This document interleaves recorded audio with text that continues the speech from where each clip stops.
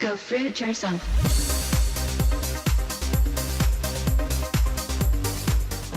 Minamata disease is a neurological condition. Mercury poisons the central nervous system, damages the sense of balance and motor skills, which leads to increasingly intense body convulsions and ultimately death. Hey Fruitbats, it's Freely Banana Girl here. Welcome to another episode. So today is Motivational Mondays. I'm here to help motivate you for the week. And today's topic is an important one. It's about fish and seafood. We've been told forever that fish is really good for you. It's a health food. But is it really? That's what I'm going to talk about today. And I have a big history of fish. I come from a small fishing community and we basically had fish every night. And I'm going to tell you a secret, I hated it. As my mum and my family knows, I hated it. Okay, I used to come to the kitchen table, to the dining room table with my pockets filled full of tissues. So every time that my dad and my mum would look down to have a bite of their fish, I would be regurgitating it into the tissues and putting it into my pockets. And then after dinner, I would flush it down the toilet. So you can see, from an early age, I hated fish. But that did change as I got older, and I'll talk about that soon. So is it really a health food? No, it's not. Let's get into why it is not a health food. Check this out. We know that seafood contains amounts of mercury, but just how much is there, really? A new device can actually test a piece of fish in less than a minute for pennies a serving. There is too much mercury in a third of the fish tested by one chemical engineer. We've tested probably 75,000 fish since 2004. We've certainly found more mercury in fish than we thought would be there. Mal Wittenberg with Safe Harbor Seafood Certification invented this mercury detection machine, which challenges the safety standards set by the FDA. The federal government allows seafood to contain 1 part per million of mercury. That's twice the levels allowed in Canada and Europe. Japan's is even lower. Safe Harbor also sets the limits much lower by taking the industry average for each species of fish, and if the mercury concentration in a sample goes over, it fails. We put Bay Area sushi to the test, taking samples from grocery stores and boutique markets to restaurant chains and high-end sushi houses. Technician Bob Bragg drills out a piece the size of a grain of rice and measures for mercury concentration. First, from Safeway's Deli, sushi made with yellowfin or ahi tuna. And the mercury concentration is 0.953. The standard for ahi is 0.4 parts per million, so it's twice the limit set by Safe Harbor. Would you eat it? No. In this batch of 26 sushi samples, salmon from Bristol Farms, a boutique market in downtown San Francisco, and hamachi, or yellowtail, from Japantown's Nijiya Market, both failed the Safe Harbor test. Yellowtail from Benihana chain restaurant and more pricey sushi bar Ozumo both hit above the 0.4 parts per million limit set by Safe Harbor and failed. That highlights the variability of mercury in seafood. You just don't know unless you test it. You can't look at it, you can't predict it. Currently, the FDA conducts blanket tests on random batches of fish, with the costly results arriving in a week, well after the fish is sold. Okay, so it's obvious, folks, that the government is not looking after us, so we have to look after ourselves. The level of mercury in those fish was ridiculous. Okay, I used to be a huge sushi buff. I was at sushi bar 5-6 times a week, honing into the sashimi. So that explains some of the symptoms that I was having at the time. Seriously, like my mercury levels would have been huge. And what happens is methyl mercury, it comes from our environment, it goes into the ocean. From big, industries like the pharmaceutical industry, meat and dairy industry, all those nasty chemicals come into the air, go into the ocean, they come through the waterways into our big, beautiful ocean, and they poison it. And then you know what? They concentrate in the fat of these fish. 9 million times of what's in the water, it concentrates into the fish, and then we eat it, and then we expect to be healthy. So up next is some serious methyl mercury poisoning. Check it out. In 1954, the Sanitation Office of Minamata City began receiving reports of an unknown epilepsy-like affliction, which has since become known as Minamata disease. Since the cause of the disease had not been identified, patients were isolated to prevent spread of the disease. In 1957, the Minamata Disease Research Group of Kumamoto University announced that Minamata disease is a toxic disorder of the central nervous system caused by certain organic mercury compounds transmitted through the intake of seafood. They isolated organic mercury as the sole cause.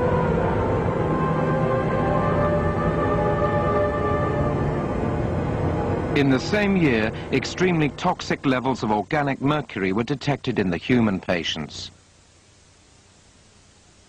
The report submitted to the Ministry of Health and Welfare stated that the underlying cause was organic mercury in seafood, and the wastewater discharge from the factory was suspected.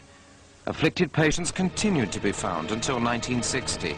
A rash of babies were born with brain damage and extreme physical disabilities. The governor of Kumamoto requested a voluntary ban on catches of seafood from the bay.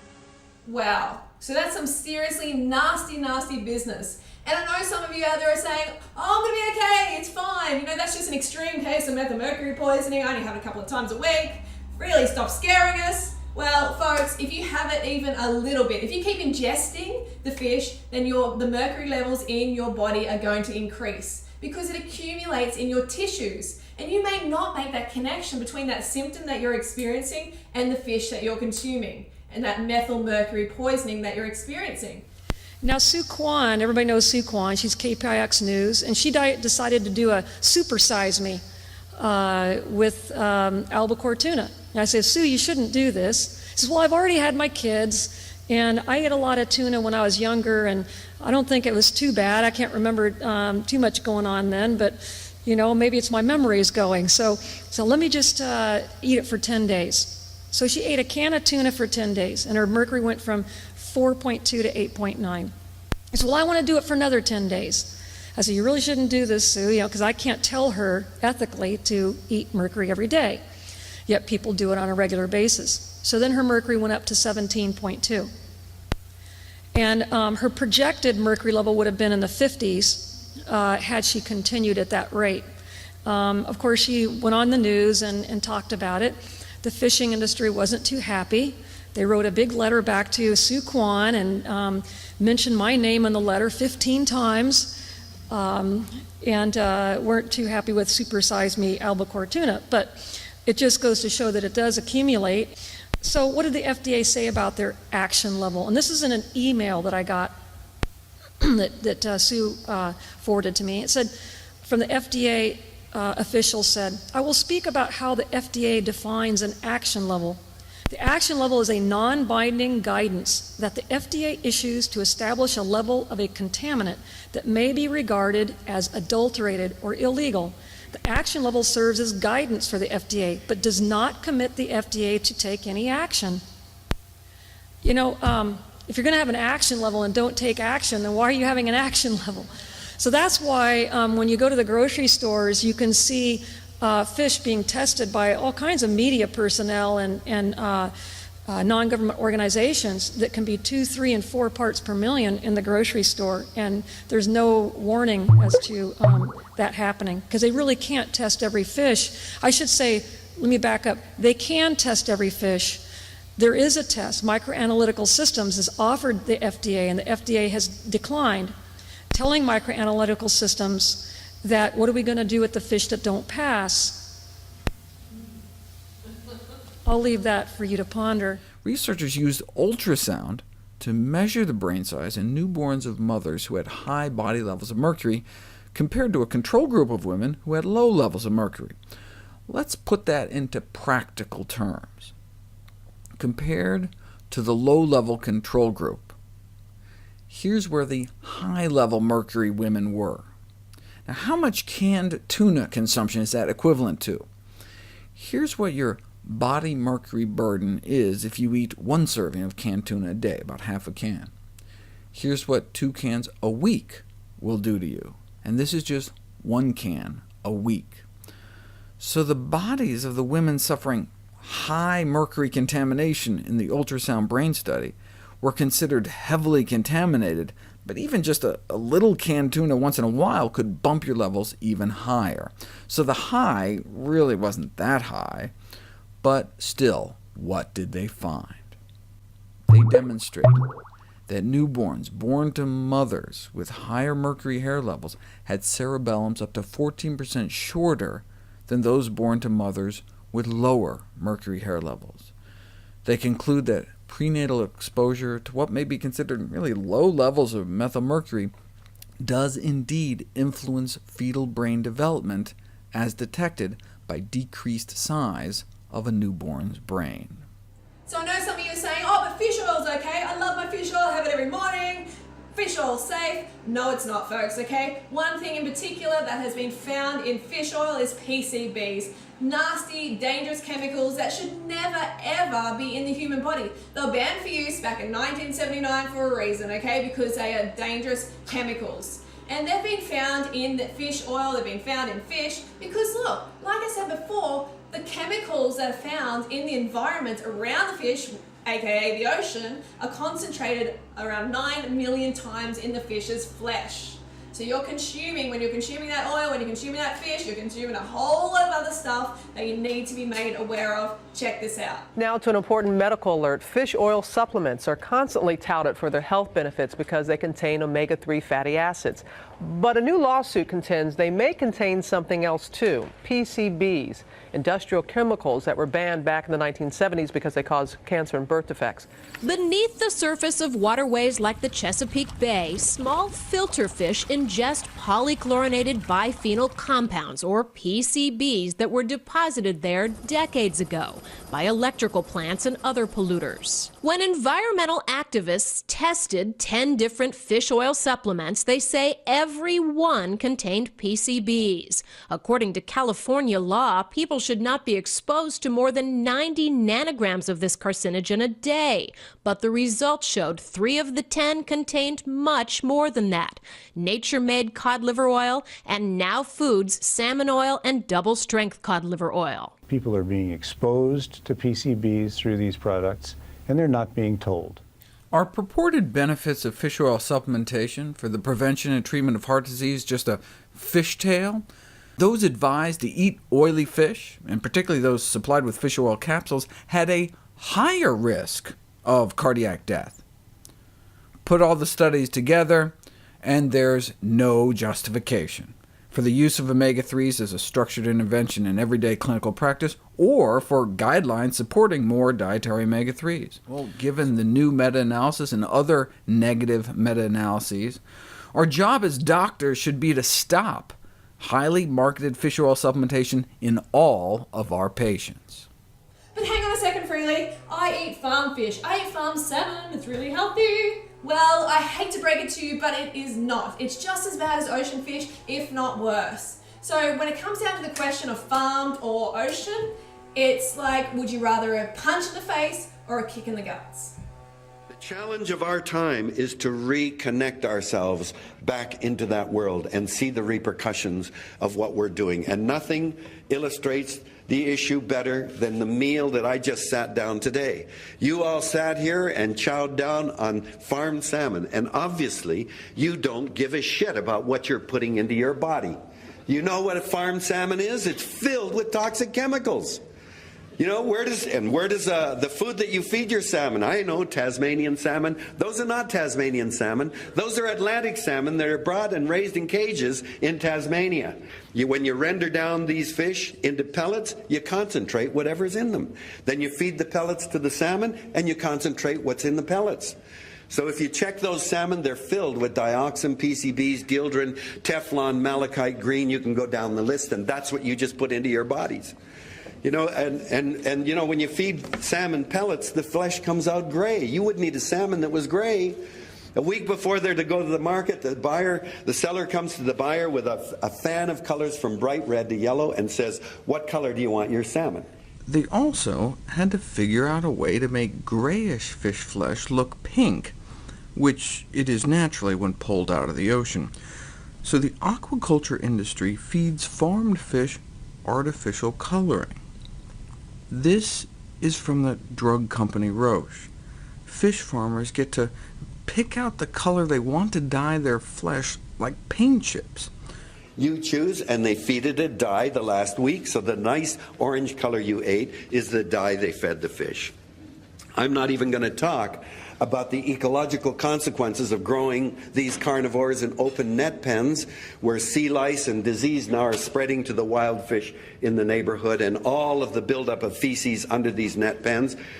The act of consuming that salmon has repercussions that go far beyond this room, that go around the world. But we live in a world in which these connections are shattered and we don't see them any longer. 80% of all seafood sold in the U.S. is now imported. Now, I don't think that people have any idea how much imported seafood's coming into this country. The FDA inspects and tests less than 1% of all seafood imports. Less than 1% of all seafood imports. And when it does, it frequently finds filthy fish and banned chemicals. FDA records show page after page of rejected shipments. Catfish from China, veterinary drugs. Swordfish from Vietnam, poisonous.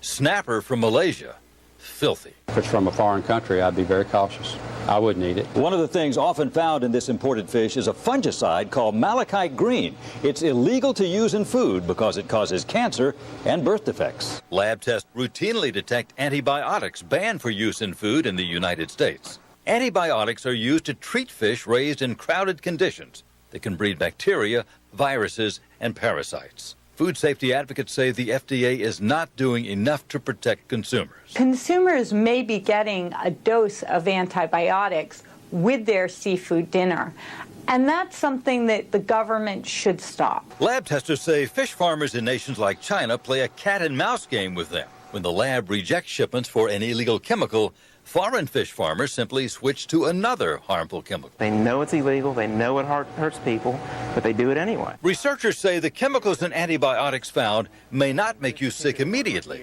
but eaten over a long period of time, they pose a significant health risk. When you go out to a seafood restaurant, what type of seafood do you order? I don't. Why take the chance? So we've got methyl mercury poisoning, we've got PCBs, we've got artificial colours, we've got antibiotics, a whole lot of other chemicals, nasty chemicals that you are concentrating in your body. You're eating the flesh of the fish and then you're taking it in, putting yourself at risk of serious, serious disease. Is it really worth it? Is it worth it to keep consuming this flesh of the fish? No, it's not. And, oh, I forgot to mention parasitic worms. There's a parasitic worm in fish called Anisakis. This year we learned that about 2/3 of retail fish samples came up positive for them. This is what they look like. They're really quite small, actually. You can see two here kind of peeking out of some sushi. Because people eat fish raw, parasites are always a concern, but the unique thing about these worms is that our bodies can be so sensitive to them that the worms can trigger an allergic reaction dead or alive, even if they're cooked. So we're finding some people that are allergic to fish really aren't. They're allergic to the dead worms in the fish. In fact, because we feed so much fish meal to chickens, you can have an allergic reaction to a parasitic fish worm and not even eat fish at all. With prevailing westerly winds over Japan, nuclear fallout from the Fukushima nuclear power plant tragedy was detected throughout North America at levels comparable to those seen 25 years earlier from Chernobyl, the only other Category 7 nuclear event in history. Of all the radiation released, only a tiny fraction of the fallout reached U.S. shores. Most was absorbed by the Pacific Ocean. What does that mean for seafood safety? Researchers report unequivocal evidence that Pacific bluefin tuna have transported Fukushima-derived radioactive fallout across the entire North Pacific Ocean. Tuna actually migrate from Japan to California and appear to have taken some radioactivity with them. So what then happens if you eat seafood?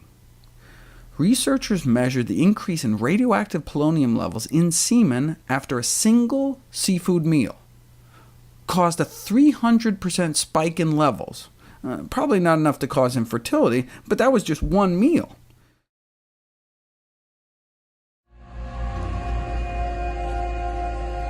Fish and other sea animals are sensitive, intelligent creatures who have a demonstrated capacity to suffer pain.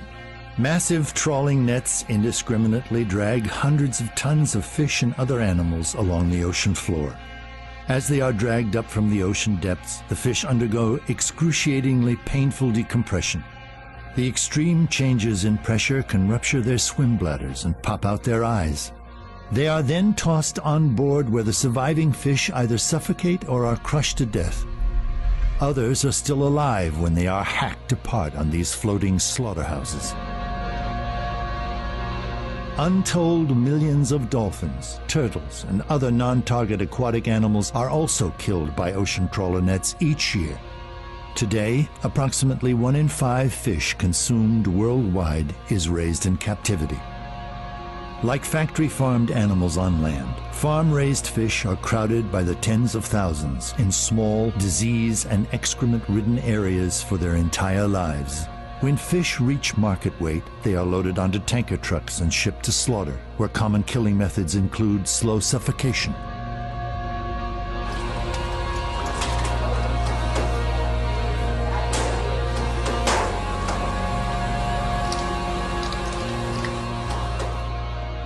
Okay, so folks, you have all the information here now. You can make an informed decision. And if you don't give up fish after watching this, I don't know, you might be beyond help because it is obviously toxic for your body. Do you want to keep building that mercury in your tissues and putting yourself at risk? It is crazy, crazy, crazy to keep consuming it after all of that has been presented to you. And it's also cruel.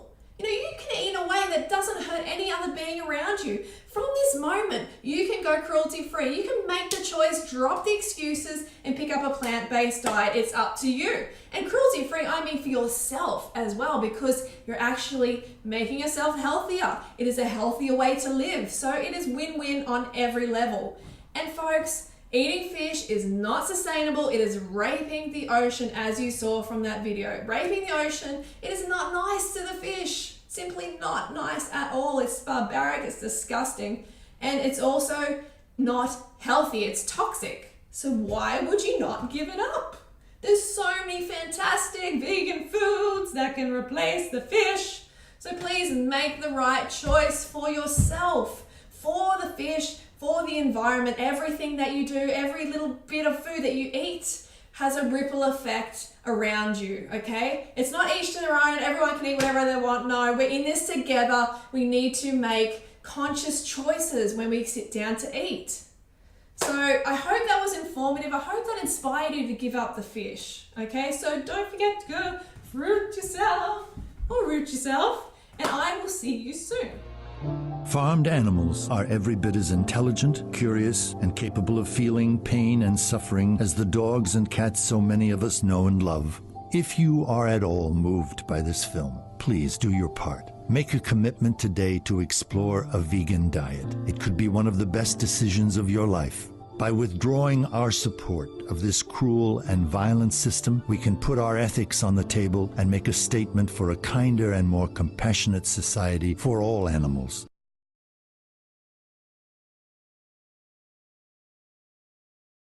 Banana Girl.